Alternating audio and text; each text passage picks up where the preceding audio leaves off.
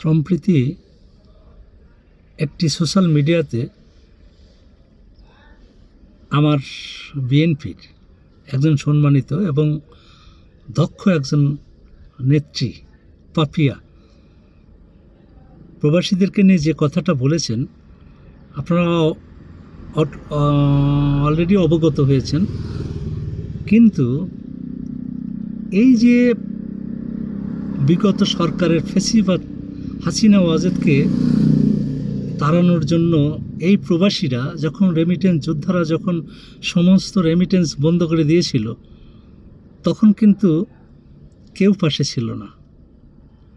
আজ আপনারা প্রবাসীদেরকে নিয়ে বড় বড় কথা বলেন, আপনাদের নিম্নতম লজ্জা থাকলে এই কথাগুলো বলতেন না। এই প্রবাসীদের কারণেই আজকের বাংলাদেশের অর্থনীতির চাকা ঘুরছে। আর সেই প্রবাসীদেরকে নিয়ে আপনারা কটাক্ষ করেন। আপনারা ক্ষমতা না আসতেই যদি প্রবাসীদেরকে নিয়ে হেন এবং তাদেরকে খাটো করে দেখার চেষ্টা করেন তাহলে আগামী দিন আপনারা যখন চেয়ারে বসবেন তখন তো এই কাউকেও আপনারা পাত্তা দেবেন না। অতীত থেকে শিক্ষা নেন, অতীত থেকে শিক্ষা নিয়ে তারপরে এই প্রবাসীদেরকে নিয়ে কথা বলুন। প্রবাসীরা যদি এই শুধু পরিবারকে দেখত তাহলে বাংলাদেশের অর্থনৈতিক চাকাটা ঘুরতো না। আমি জাতীয়তাবাদী দলের আমার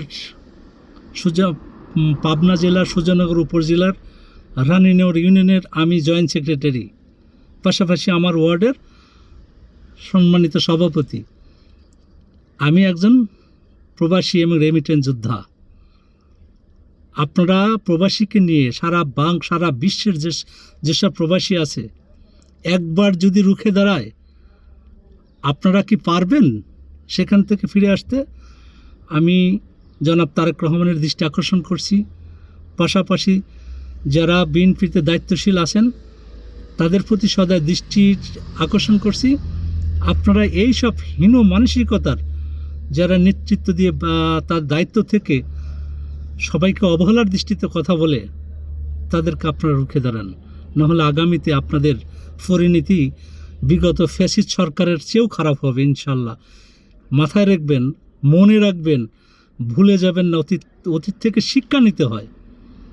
আপনারা এখনই যদি এই প্রবাসীদের নিয়ে বিরূপ মন্তব্য করা শুরু করেন তাহলে আপনাদের পরিণতি আগামী দিনে ভালো হবে না। আমি বিএনপি সমর্থন করি, আমি বিএনপির সামান্য একটা কর্মী। তার অর্থ এই নয় যে আমার দায়িত্বশীল নেতা আজে বাজে কথা বলবে সেটা আমি মেনে নেব, এটা কখনোই না।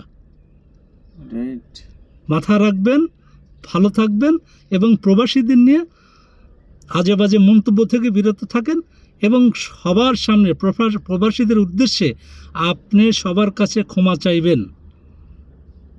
যদি প্রবাসীরা একবার যদি ঘুরে দাঁড়ায় তখন কিন্তু আর কোনো রাস্তা থাকবে না। প্রবাসীরা ভোট দিতে পারবে না। প্রবাসীরা কি সে বাংলাদেশের নাগরিক না?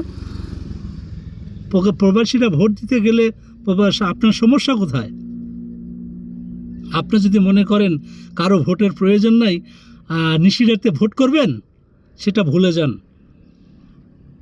সেটা আপনার 5ই আগস্টেই সেটা পট পরিবর্তন হয়েছে।